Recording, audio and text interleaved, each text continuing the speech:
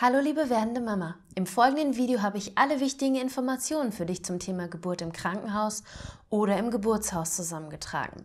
Ich erzähle dir, welche grundlegenden Unterschiede es zwischen den beiden Geburtsorten gibt, welche Vor- und Nachteile sie mit sich bringen. So bekommst du eine gute Vorstellung davon, was dich hier jeweils erwartet und kannst den für dich passenden Geburtsort finden.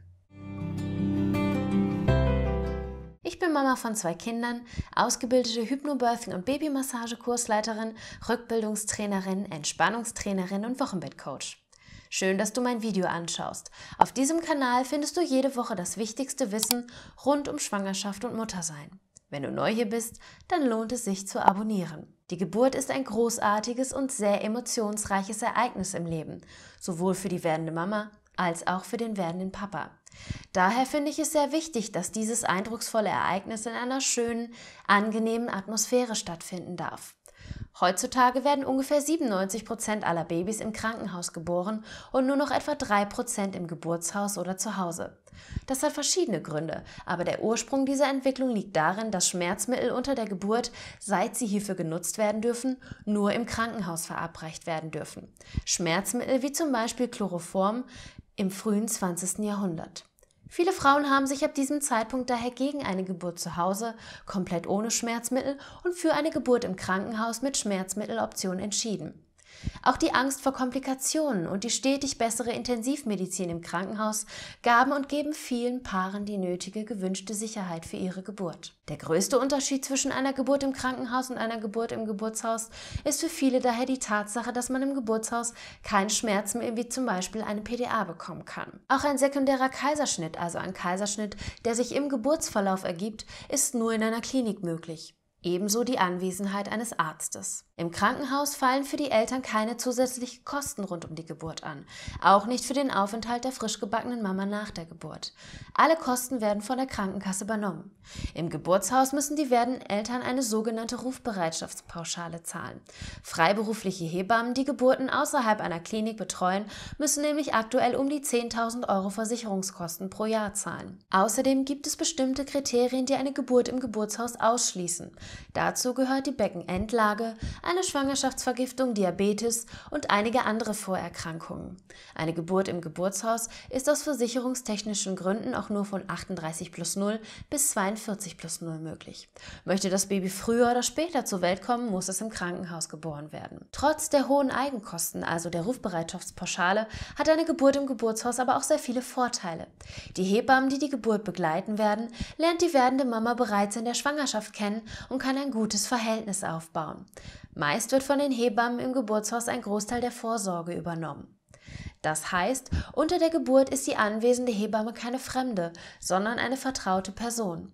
Die werdende Mama kann sich dadurch unter der Geburt viel besser öffnen und fühlt sich wohler. Außerdem sind Atmosphäre und Einrichtungen im Geburtshaus viel mehr so wie zu Hause. Es gibt kein Kreisbett, sondern ein normales Bett. Es gibt eine Badewanne, meist Seil- und Gebärhocker, Matten, Petsybälle und die Möglichkeit, Kerzen anzuzünden. Durch die nicht vorhandenen medizinischen Gerätschaften wirkt der Geburtsraum außerdem weniger klinisch und einschüchternd. Das wenige benötigte und vorsorglich vorhandene Equipment wird meistens ganz dezent hinter einem Vorhang versteckt. Ein weiterer großer Pluspunkt im Vergleich zur Klinikgeburt ist außerdem ganz klar die 1:1 Betreuung im Geburtshaus. Die Hebamme ist von Anfang bis Ende der Geburt anwesend und betreut ausschließlich die werdende Mama. Anstelle des Arztes, der im Krankenhaus gegen Ende der Geburt dazustößt, ist es im Geburtshaus eine zweite Hebamme, die eine optimale Betreuung von Mama und Baby gewährleistet. Eine Geburt im Krankenhaus dagegen bietet, wie bereits erwähnt, eine umfangreichere medizinische Versorgung, allerdings nur im Hinblick auf technische Gerätschaften. Denn auch jede Geburtshaushebamme ist medizinisch sehr gut ausgebildet, um Mutter und Kind in einem medizinischen Notfall versorgen zu können. Zudem steht in jedem Krankenhaus rund um die Uhr ein OP-Team bereit, sollte ein Kaiserschnitt notwendig sein. Auch Ärzte und Anästhesisten, zum Beispiel für eine PDA, gibt es im Geburtshaus nicht. Im Krankenhaus steht der gebärenden Mutter also die ganze Palette an Schmerzmitteln und medizinischer Fachschaft zur Verfügung. Leider sind die meisten Kreissäle unterbesetzt und können somit keine 1:1 Betreuung während der Geburt durch die Hebamme bieten. Die Paare sind in der Regel über weite Strecken alleine im Kreissaal. Die Hebamme kommt im Bedarfsfall und gegen Ende der Geburt dazu. Solltest du nun also gerade am Anfang einer Schwangerschaft stehen und überlegen, welcher Geburtsort für dich der richtige ist, macht es Sinn, ein paar grundlegende Fragen für dich und natürlich auch mit deinem Partner zu klären. Möchte ich in jedem Fall die Option haben, Schmerzmittel zu bekommen? Lautet deine Antwort ja, ist das Krankenhaus die bessere Wahl. Es gibt natürlich auch im Geburtshaus die ein oder andere Option, ein leichtes Schmerzmittel zu bekommen, aber stärkere Mittel oder eine PDA stehen dir nur im Krankenhaus zur Verfügung. Ist es mir wichtig, eine Kinderklinik in der Nähe zu haben? Natürlich hat jedes Geburtshaus eine Klinik in der Nähe, mit der es zusammenarbeitet und wohin die gebärende Mama im Falle von Komplikationen verlegt wird.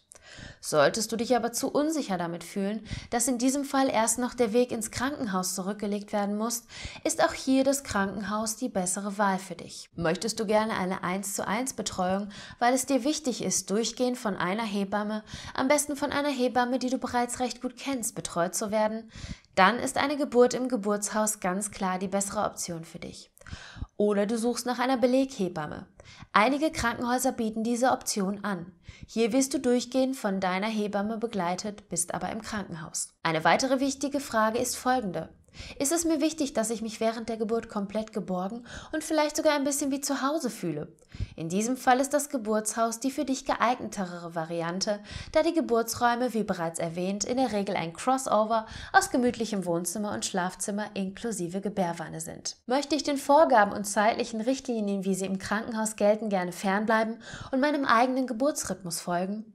Auch hier bist du im Geburtshaus wunderbar und definitiv besser aufgehoben. Es gibt keine Schichtwechsel, die Eröffnung deines Muttermundes ist nicht an strenge zeitliche Vorgaben geknüpft und auch wenn du bereits 12 Tage über dem errechneten Termin bist, wirst du ohne Einleitungsvorschlag bis zum 14. Tag nach ET Zeit bekommen, ehe du ins Krankenhaus musst. Außerdem gibt es im Geburtshaus keine Notwendigkeit während der Geburt, vor allem gegen Ende, also in der Geburtsphase, ein Dauer-CTG zu schreiben. Die Herztöne werden hier regelmäßig mit einem portablen kleinen Dopton abgehört.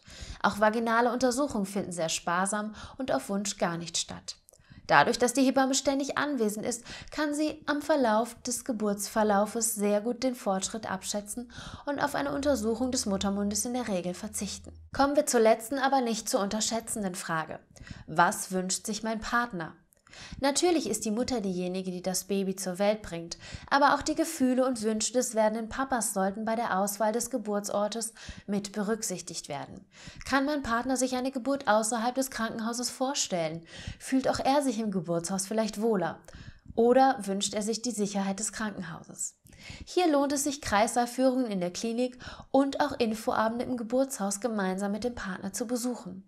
So bekommt auch er einen Eindruck und kann mögliche offene Fragen stellen, die Atmosphäre der beiden Geburtsorte kennenlernen und sich eine eigene Meinung bilden. Wie du siehst, ist der Geburtsort ein wichtiger Punkt, der die Geburt positiv als auch negativ beeinflussen kann. Daher solltest du dir in der Schwangerschaft oder sogar schon vorher die Zeit nehmen, all diese Fragen für dich und mit deinem Partner zu besprechen, sodass du den für dich passenden Geburtsort finden kannst. Um noch mehr Mamas auf dieses wichtige Thema aufmerksam zu machen, gib diesem Video ein Like und teile es. Abonniere den Kanal und läute die Glocke, damit du kein neues Video mehr verpasst. Hier habe ich außerdem 2 weitere Videos für dich, die auch interessant sein könnten. Bis zum nächsten Video, deine Marie.